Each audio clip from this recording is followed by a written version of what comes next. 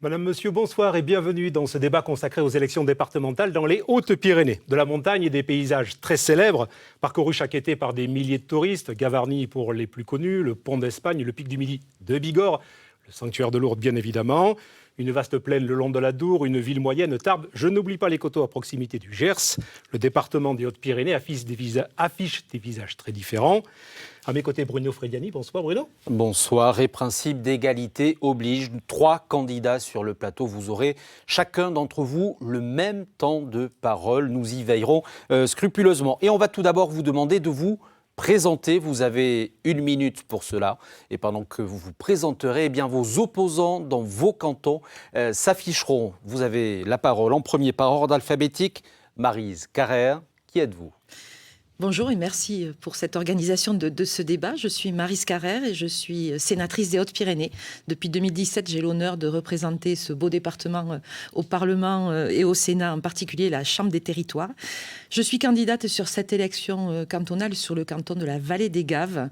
Vous avez cité les sites majestueux y sont dans le canton de la Vallée des Gaves, Pont d'Espagne, Gavarnie, Cotteret et le Pic du Midi à moitié. Et voilà, je suis candidate sur cette élection parce que j'ai été élue dans ce territoire pendant de nombreuses années, depuis 2001 jusqu'en 2020, élue locale. J'ai mis les mains dans le cambouis, comme on dit. Et aujourd'hui, je n'ai plus de mandat local et j'aspire à revenir pour travailler pour ce territoire, pour m'engager à nouveau dans l'action concrète de ce territoire qui a des enjeux et des atouts fabuleux. Christophe Cavaillès, à vous le tour désormais. Pourquoi vous êtes candidat ? Bonsoir. Alors, je suis Christophe Cavaillès, j'ai 47 ans, je me présente. Je suis éditeur de presse, conseiller municipal d'opposition à Tarbes et conseiller de l'agglomération Tarbes-Lourdes-Pyrénées. Avec Héloïse Das, nous sommes candidats de l'Union de la gauche et des écologistes sur le canton de Tarbes 1.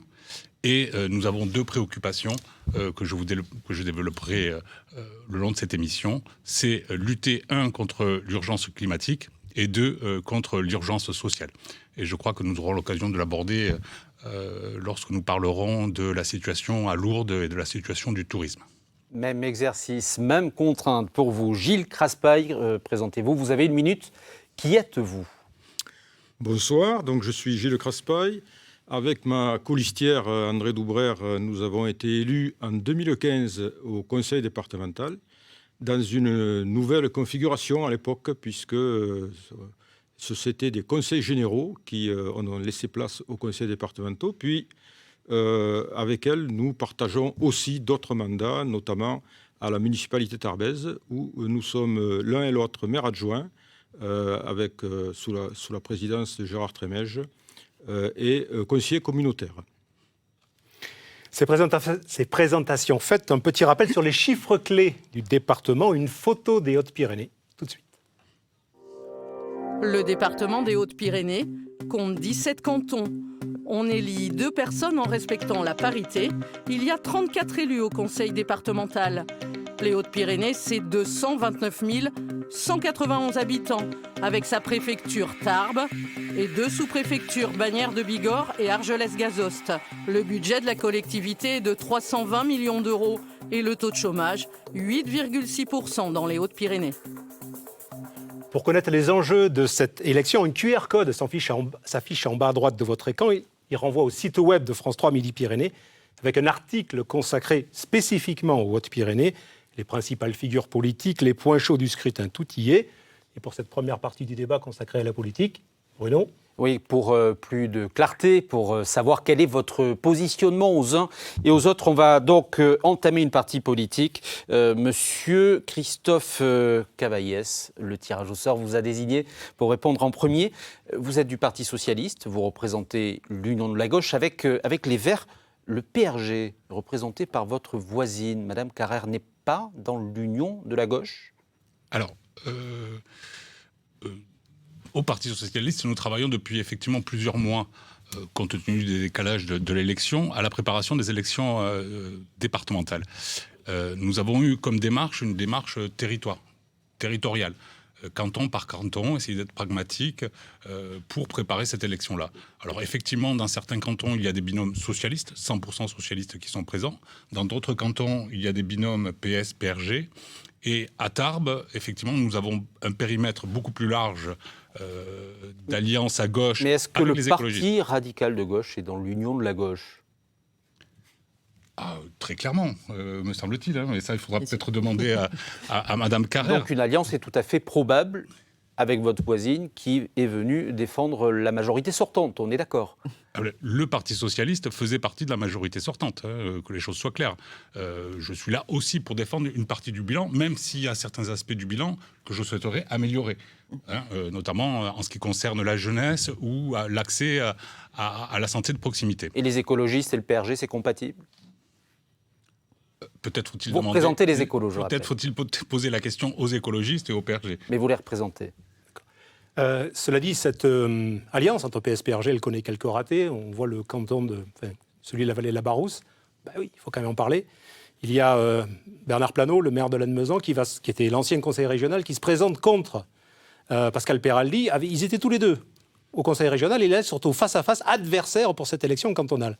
Donc, les relations sont bonnes ailleurs, mais d'autres endroits, c'est plus orageux. Il y a une dynamique, une réalité politique, avec un premier tour au cours de laquelle est exposé un programme politique qui est soumis aux électeurs, et ensuite un deuxième tour où toute la gauche se réunit. Maryse Carrère, on a vu qu'une alliance est donc possible, serait possible avec le Parti socialiste et l'Union de la gauche. Savez-vous pourquoi le président sortant, Michel Pellieu, a refusé de venir de débattre ici, 75 ans? Il ne veut plus défendre son bilan. Pour quelle raison? Oh non, je ne pense pas. Alors, je n'aurais pas la prétention de répondre à sa place. Mais nous n'avons aucun représentant de la majorité sortante sur ce plateau. Oui, c'est vrai. Alors, pour quelle raison? Vous savez pourquoi? Alors, ou pas? je pense que, tout le monde connaît Michel Pellieu. C'est pas quelqu'un qui est dans le sérail politique. Enfin, dans les Hautes-Pyrénées, en tout cas, pardon. Oui.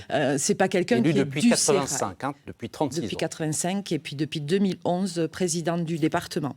C'est pas quelqu'un qui est issu du sérail politique, d'un parti politique. Ça, c'est il est issu du PRG, on est d'accord. Bien sûr, il est très attaché, il reste toujours très attaché à la famille radicale dont il partage les valeurs, c'est indéniable. Aujourd'hui, il est président du département. Son action depuis 2011 a été de rassembler, parce que c'est quelqu'un qui travaille dans le consensus, travaille aussi dans le respect des différences de chaque parti politique. Mais il est candidat à la présidence, nous sommes. Il est candidat à sa succession, à votre bien entendu. connaissance. Bien entendu. Et c'est vrai qu'aujourd'hui, il aurait 81 ans à l'issue de ce mandat. C'est sa dernière campagne ou pas?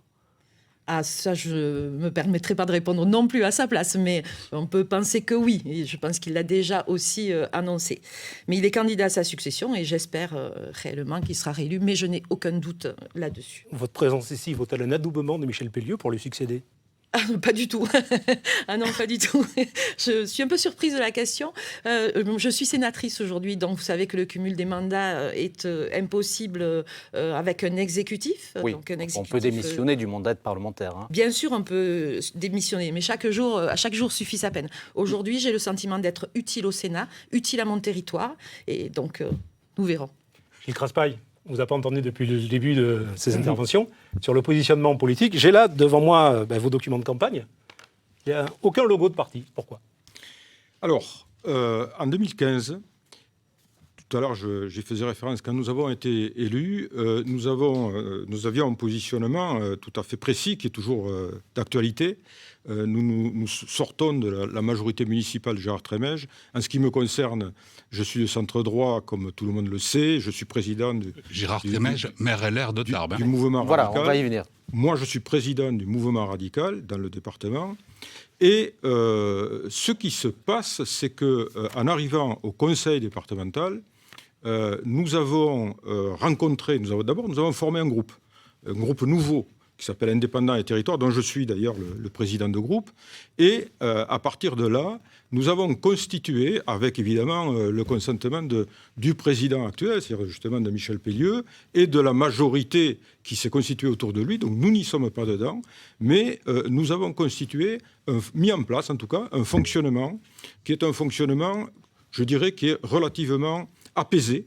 Alors, ça veut dire que sur votre tract de campagne, on a vu à la fois des photos de Gérard Trémège, le maire des Républicains de la ville de Tarbes, dont vous êtes l'adjoint, et à la fois des photos Absolument. de Michel Pellieu, PRG, président sortant. Absolument, et je précise que Il n'y a pas de je suis confusion pour les lecteurs. actuellement président de la commission des finances au département. Donc vous défendez la majorité sortante ou pas? Je Finalement, on a peut-être- défends le bilan auquel nous avons participé pour une grande part, parce que sur la plupart des projets, nous avons élaboré des majorités de projets.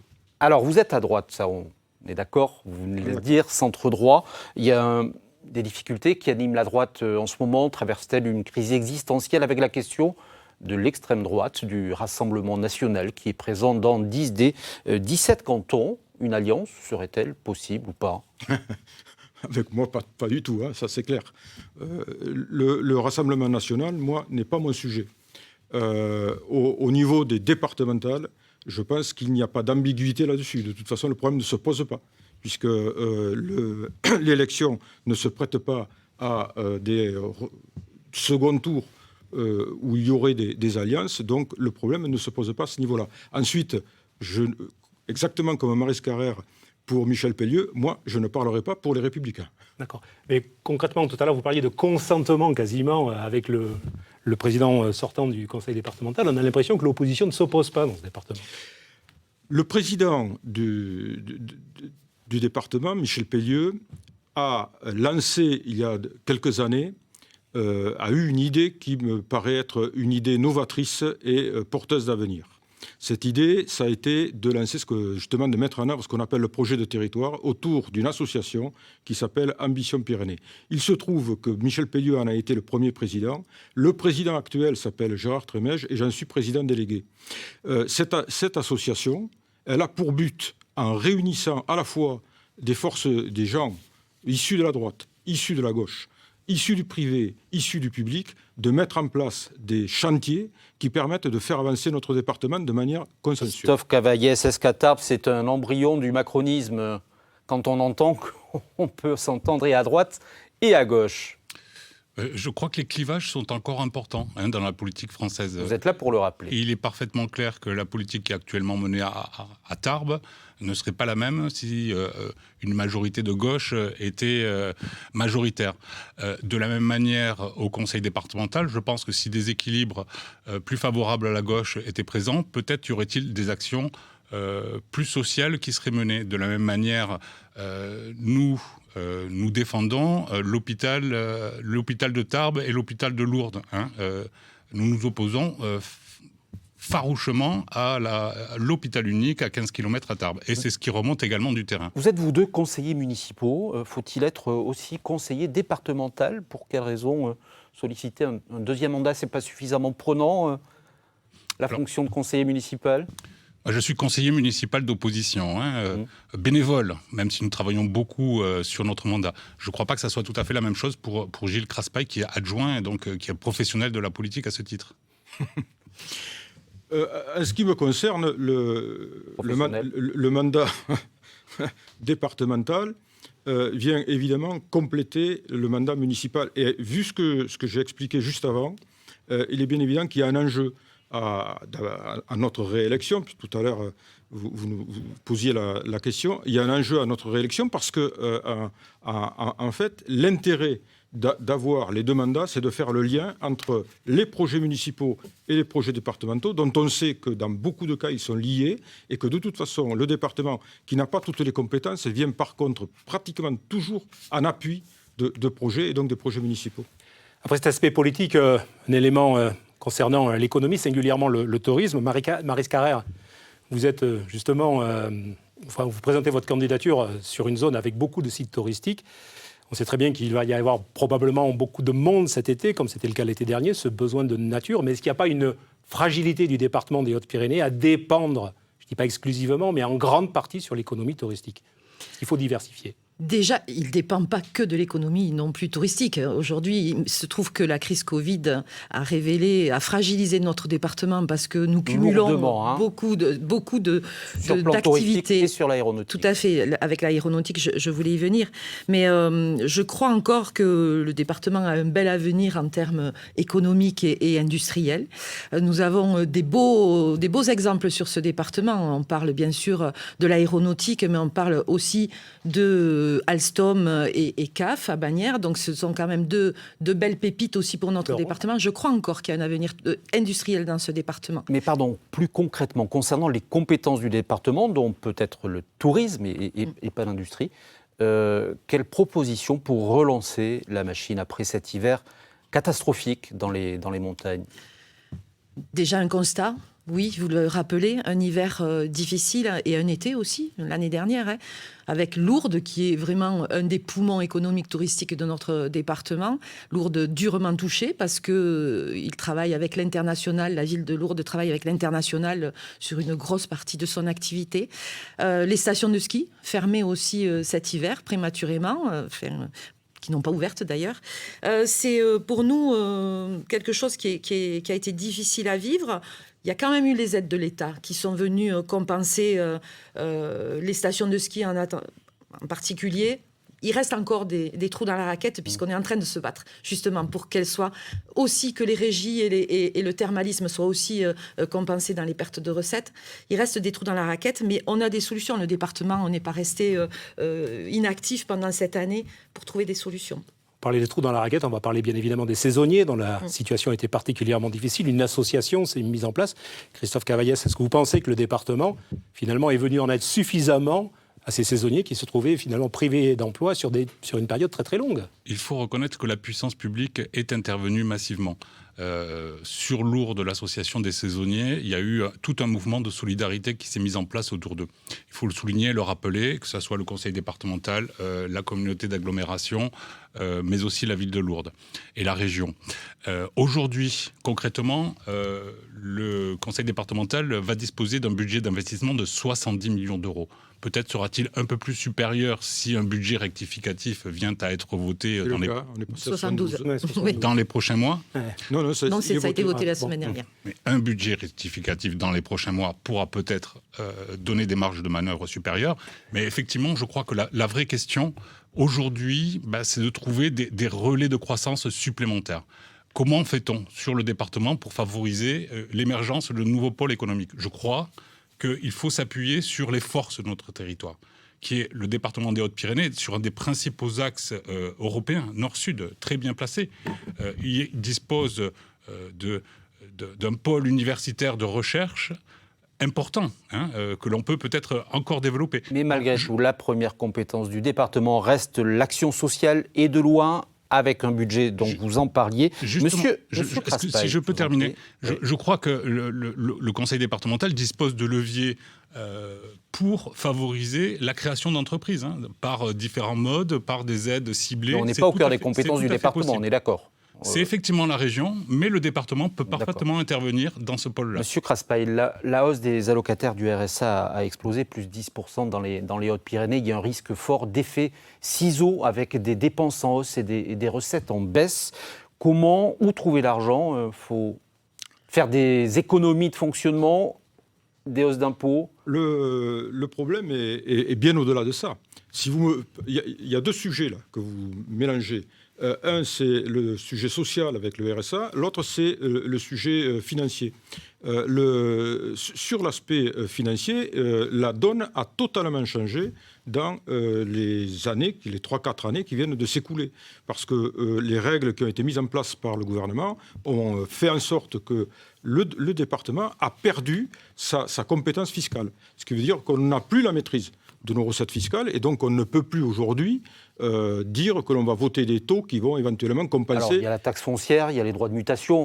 La taxe foncière vient d'être basculée vers les communes. Donc la taxe foncière, on n'y a plus la main dessus. La CVAE, c'est marginal. C'est pour les entreprises, la cotisation sur la valeur ajoutée. Il y a une réforme en cours et c'est marginal.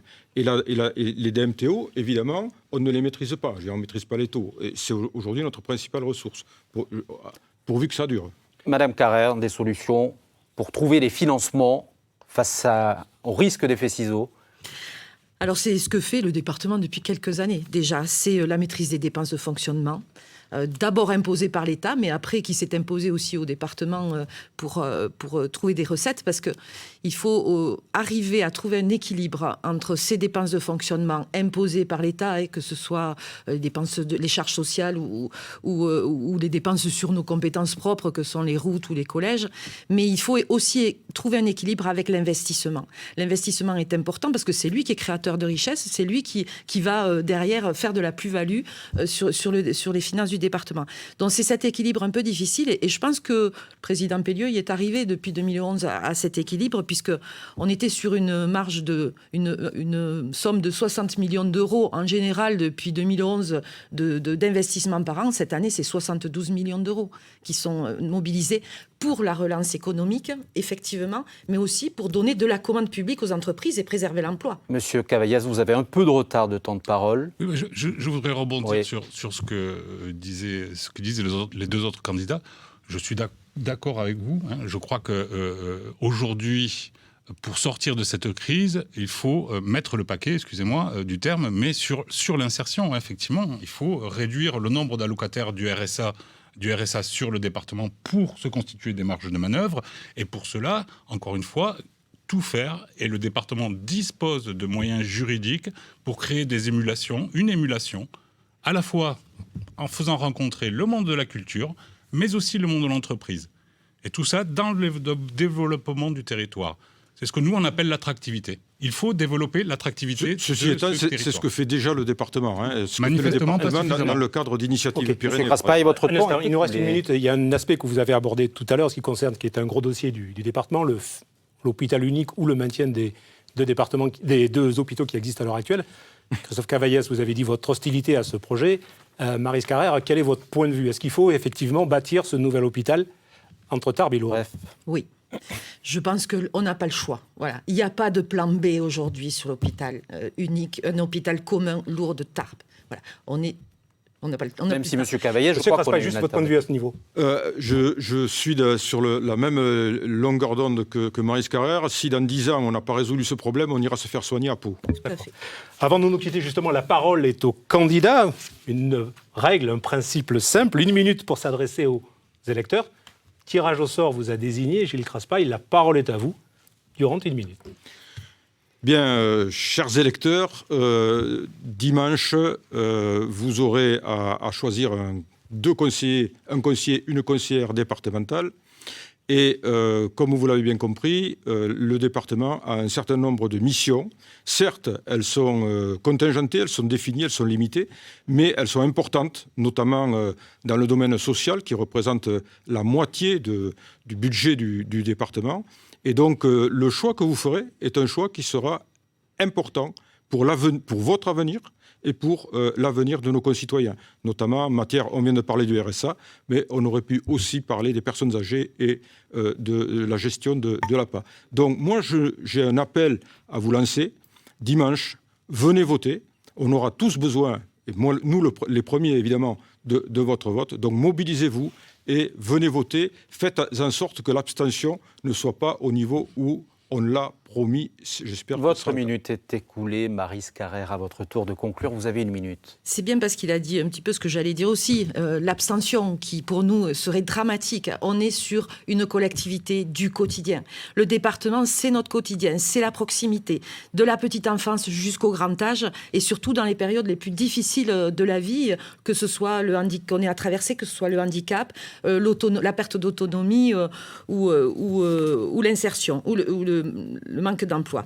Mais le département des Hautes-Pyrénées, c'est pas que ses compétences obligatoires, c'est aussi un maillage territorial des services publics. On a encore nos services publics dans ce département qui sont maillés sur tout le territoire, équilibrés sur tous les cantons. C'est des femmes et des hommes qui sont investis dans leur mission. Tous les agents du service départemental, je souhaite leur rendre hommage. C'est aussi une ouverture sur l'extérieur, avec l'Aragon, avec le Béarn, avec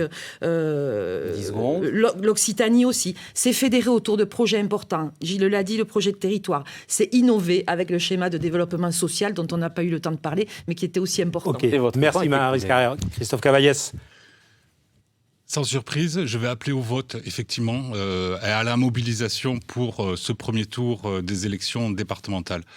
Je dirais que les compétences du conseil départemental sont effectivement intimes. Intimes parce qu'elles touchent à la personne, à la fois au plus proche de son quotidien, mais aussi lorsque les citoyens ont des difficultés. Et c'est en cela qu'il est intime, et c'est en cela que nous, on veut amplifier ce volet protecteur du conseil départemental. Protection à la fois des plus faibles, parce que nous proposons que le conseil départemental rejoigne le mouvement des soutiens aux minima sociaux, aux minima jeunes, aux garanties jeunes dès 18 ans. Ça sera un thème de l'élection présidentielle, mais aussi qui protège en favorisant l'accès aux soins de proximité par le maintien de l'hôpital unique rénové, mais aussi par la création de centres de santé dans un certain nombre de périmètres de cantons, et notamment sur la ville de Tarbes. Voilà. Parfait. Merci beaucoup pour votre participation à ce débat qui touche à sa fin. Quelques jours encore pour faire campagne, encore un peu de travail. 4 jours. Pour suivre les résultats de ce scrutin, France 3 Occitanie organise et propose une grande soirée électorale. Sitôt la fermeture des bureaux de vote à 20h, les premières tendances avec un sondage sorti des urnes, précieux indicateur pour connaître le poids de chacune des listes. Pour les départementales, les résultats vont arriver un petit peu plus tôt puisque les bureaux de vote dans les départements ruraux ferment à 18h et donc il y aura un dépouillement qui sera plus rapide. Nous aurons donc des résultats un petit peu plus précoces. Rendez-vous pour un premier créneau entre 20h et 21h. D'autres tranches vont suivre, 22h15, 22h, 21h15, 22h, puis entre 22h15 et 23h. Les principales têtes de liste de la région seront présentes sur ce plateau dimanche soir. Des équipes de reportage présentes aussi sur chaque point chaud. Bien évidemment, les résultats des cantonales qui seront sur le site internet de France 3 Midi-Pyrénées. Bonne soirée.